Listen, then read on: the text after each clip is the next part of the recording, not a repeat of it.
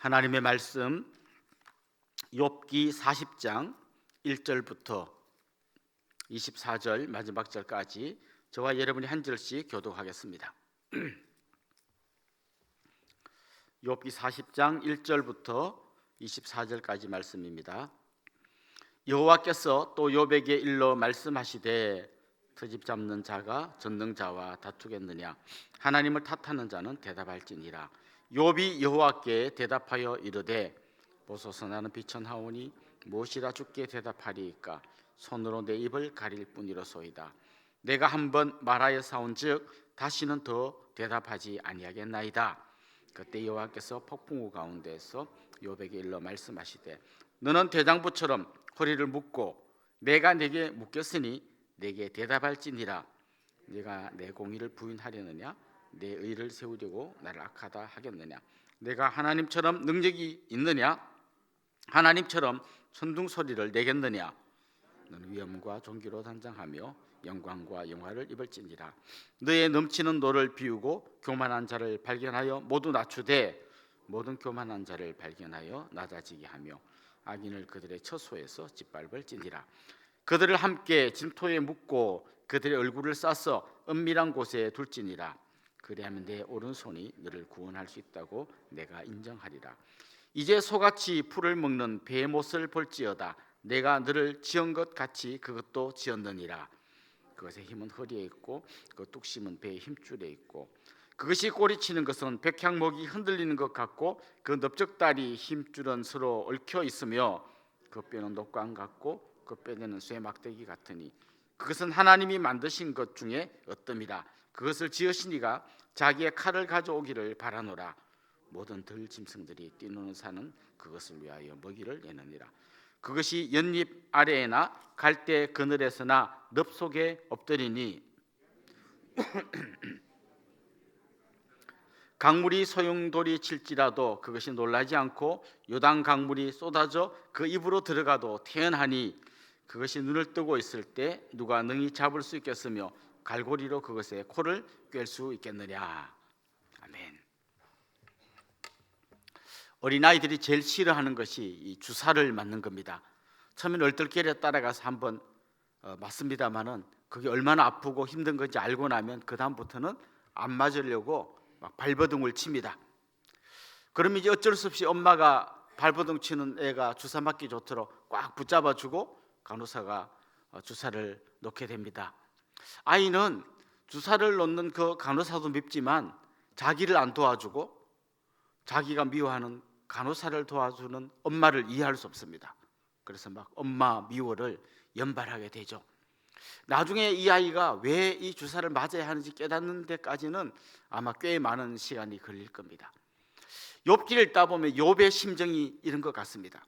지금 자기가 당하는 고난 자체도 너무너무 힘들지만 이 고난 가운데서 자기 편이 되어주지 않고 그냥 침묵하고 계시는 하나님이 너무 힘들고 미웠습니다. 그래서 하나님께 계속 대들고 하나님께 호소하는 그런 말씀이 우리가 앞에서 많이 살펴본 말씀입니다. 그러다가 욥기 38장쯤 오면 하나님이 마침내 입을 여십니다. 그렇게 침묵하고 계시던 하나님이 말씀하십니다. 그런데 하나님은 욥에게 뭔가를 대답해 주기 전에 하나님이 어떤 분이신지를 말씀하시면서 그 하나님 앞에서 네가 어떤 존재인지를 계속 물어보십니다. 예를 들면 땅에 기초를 놓을 때는 너 어디 있었느냐? 내가 바다의 경계를 정하고 저 하늘의 별들을 만들고 저 모든 별들과 이 온 우주를 통치하고 있을 때 너는 그때 뭐하고 있었느냐? 이렇게 물어보십니다. 수많은 동물들을 만들고 그 동물들이 알아서 번성해가는 이 모든 과정들을 다 통치하신 하나님, 아주 작은 미물에서부터 거대한 이 우주 전체를 움직이고 통치하시는 그 하나님의 놀라운 능력, 그 크고 광대하심, 그것을 계속해서 말씀하셨습니다. 욥이 자기 문제로 끙끙거리고 있으면서 하나님을 원망했지만 이 하나님의 말씀을 들으면서 점점 깨닫는 건 뭔가 하면 자기의 작은 눈 안에 이 광대하신 하나님을 담을 수 없다는 걸 계속 깨닫게 됩니다.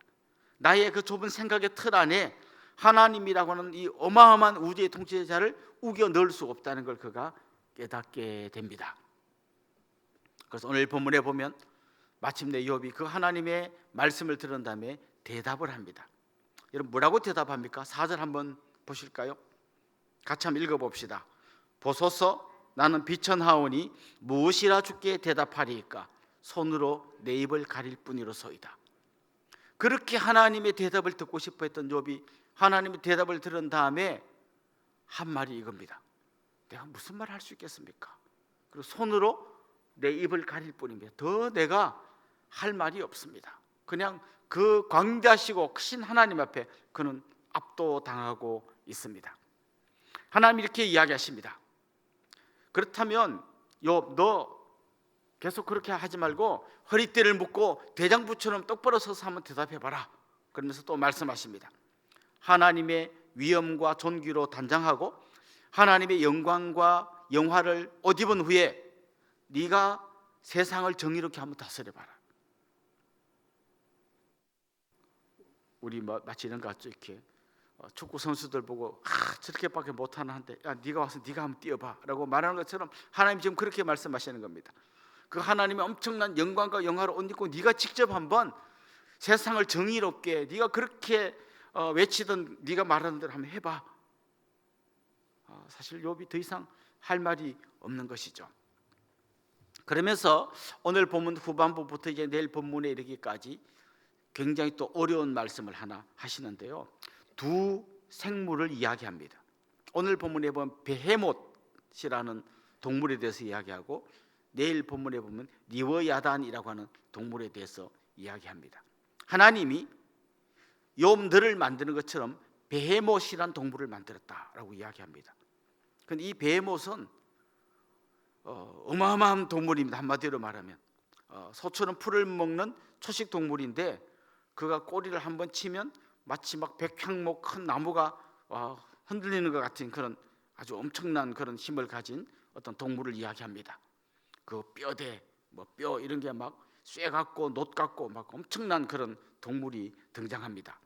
한 번도 들어본 적이 없고 한 번도 본 적이 없는 그런 동물을 이야기해서 많은 사람들은 이게 아마 상상 속의 동물일 거다 이렇게 이야기합니다. 그리고 옛날 번역에 보면 하마라고 되어 있습니다. 근데 하마라고 하기에는 너무 큰 동물이죠. 요단 강물이 입에 들이닥쳐도 끔찍도 않고 그냥 전진하는 이 동물에 대해서 이야기합니다. 최근에 들어서 이 동물에 대해서 공룡이다라고 이야기하는 사람들이 많이 나타나고 있습니다. 상상 속의 동물이라고 하기에 한 가지 의문이 드는 것은 하나님께서 그것을 만드셨다고 이야기했기 때문입니다. 만약에 그것이 그냥 전설 따라 삼천리에 나오는 그런 이야기면 상상 속의 동물이겠지만 하나님이 만든 거라고 했기 때문에 공룡일 가능성도 있습니다. 물론 이게 욥 당시에 공룡이 있었는지 아니면 나중에 있었던 어떤 조상들의 그 입을 통해서 구전되어 오는 옛날에 그런 동물이 있었대라고 하는 그건지는 모르겠습니다만은 어쨌거나 베헤못이라고 하는 어마어마한 동물이 있었음을 이야기하고 있습니다. 하나님 지금 이렇게 이야기하십니다. 이렇게 어마어마한 동물 한번 막 휘저으면 그냥 난리가 날 것 같은 이런 어마어마한 동물도 내가 만들었고 너도 내가 만들었다. 그런데 이렇게 어마어마한 동물도 나한테 질문하고 나한테 대든 적은 없다. 그런데 오직 나한테 대드는 것은 바로 너다. 이렇게 말씀하고 있는 거죠. 지금 이 베헤못이란 동물을 통해서.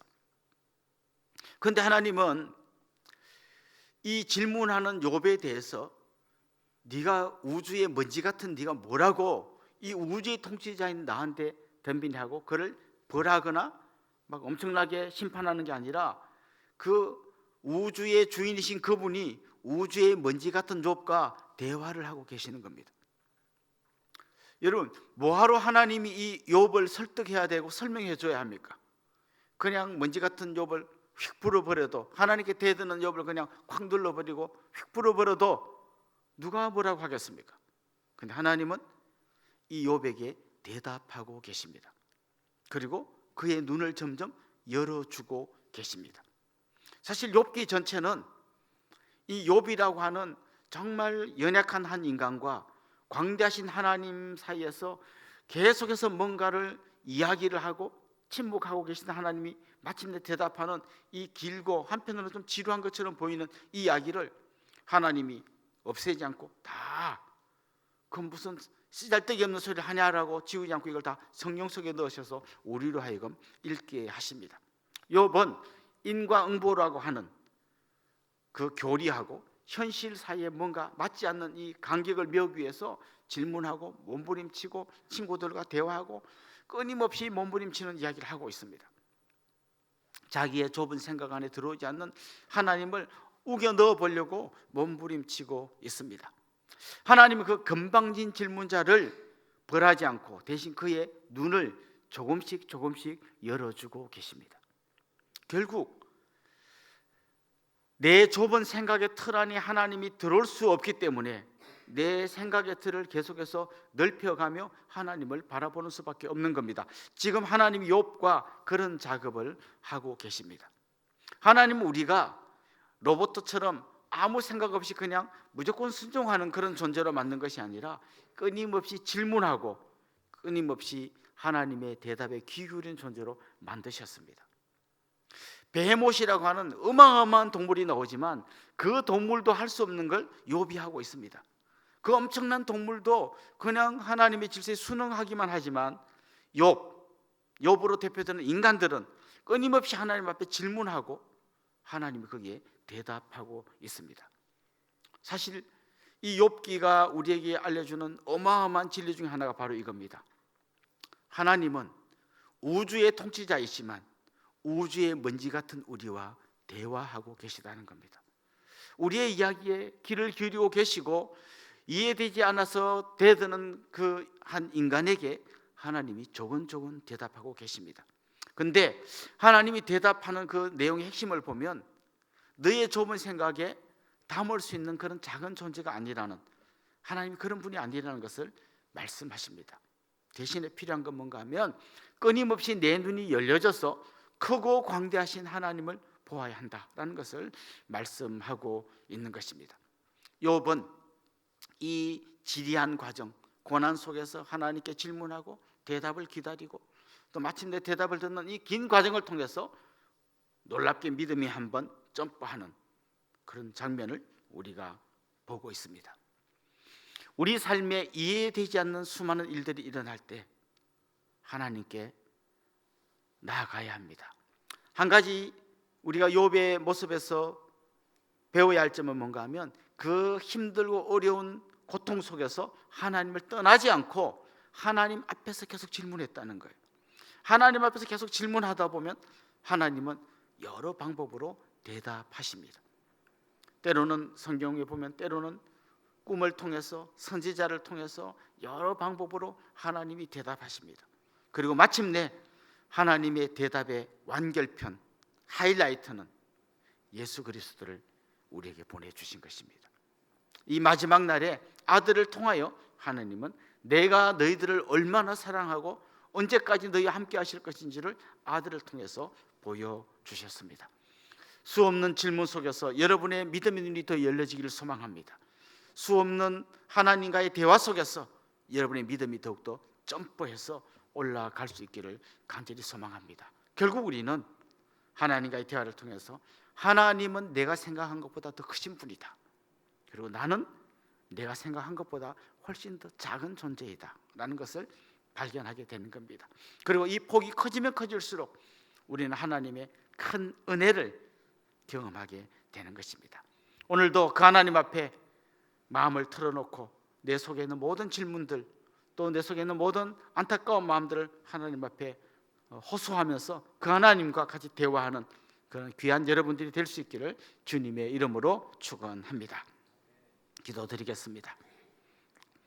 하나님 아버지, 우리의 눈을 열어 주시옵소서.